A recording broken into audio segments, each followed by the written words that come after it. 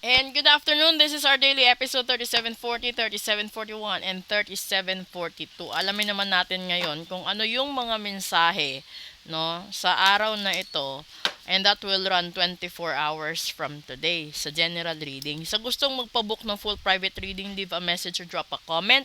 Sa gustong magpa-ritual, sabihin nyo lang din po. Lalong-lalo na yung gustong magkaroon ng faith healing, gustong magkaroon ng tanggalan ng barang, kulam, sumpa at gayuma. Okay? At saka yung gustong magpagawa ng comeback ritual, sabihin nyo lang din. Okay? Kuha tayo muna dito ng tatlo. Una, always be prepared. Hala. Pangalawa, old soul. Nako. Pangatlo, abundance. Ito ngayon. No? Maganda yung pangatlo. Pero yung una at pangalawang baraha, mangamba ka. Dahil, yung sinasabi dito, dapat lagi kang handa. Pakatandaan ninyo, papunta tayo ng undas. At yung auno is first Friday. So, itong sinasabi ditong always be prepared, may mga atake ng mga kaluluwa, may atake ng mga mambabarang, mga kulam, mga sumpat, ganun, mga negative na vibrations. So, ibig sabihin, may mga tao na gagamitin ang energy na ito para harangin ang abundance ninyo sa buhay. So, kung yung abundance ninyo is sa kalusugan, sa pera, sa trabaho, sa pag-ibig, sa pag-aaral, sa pag-a-abroad, no, mga mahal ninyo sa buhay, mga negosyo ninyo, at yung mga tinatago ninyong sekreto, ilalabas nila yon, sisirain nila lahat yon. So sa mga tao na wala pang protection ritual, sa mga tao na hindi pa nakapagpa-reading, sa mga taong hindi alam kung paano at ano ang mangyayari kapag ginamit ng isang masamang tao ang energy ng undas at first Friday ng sabay, matinding kalaban sa kamalasan, pagkakasakit, at kung hindi man kayo tablan, idadamay nila ang pamilya ninyo.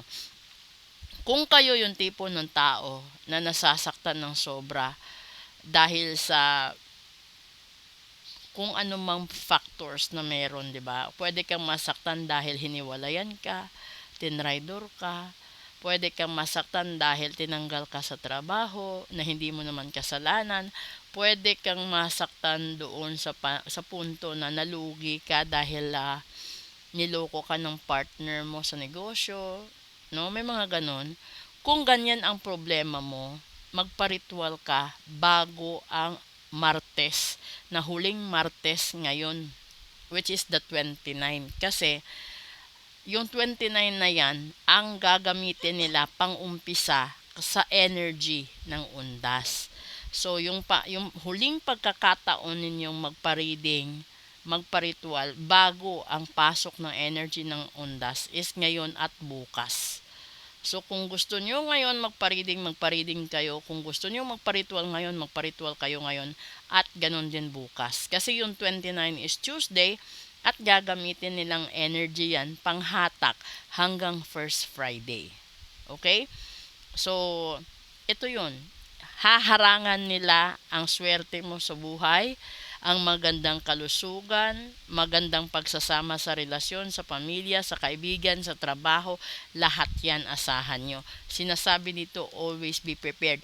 This is an old soul. Posible ito na mga matagal ng galit ito, matagal na may sama ng loob sa inyo, matagal na sa katawan nyo nakabaon ang mga manifestations ng mga taong ayaw sa inyo. Okay? So this is a warning to everyone, kasi kahit sabihin natin yung tao may lahing aswang o yung tao is aswang mismo, mas mangamba ka dahil ito'y mahirap. Kung ayaw mong maniwala sa mga engkanto, ayaw mong maniwala sa mga espiritu, ayaw mong maniwala sa mga hindi matahimik na mga kaluluwa, simula sa 29 hanggang matapos ang undas, maraming kababalaghan ang mangyayari. So kung ayaw mong harangan nila ito, ngayon din mismo, magpa-reading ka, magpa-protection ritual ka, magpa-cleansing ka, dahil baka malingat ka lang ng 24 oras. Hindi mo na alam paano solusyonan lahat ng ibinato nilang kamalasan sa buhay mo.